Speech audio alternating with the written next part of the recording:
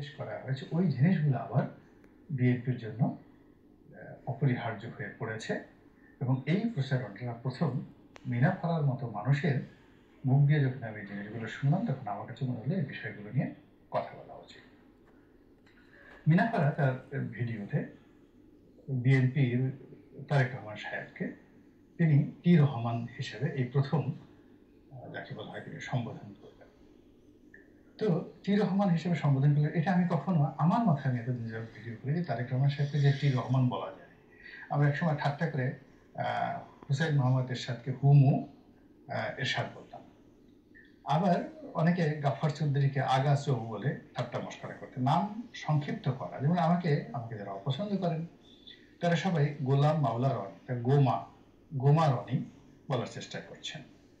তো এটা যাই হোক না কেন, আমাকে এই জিনিসগুলো অর্থাৎ গোমা রনি থেকে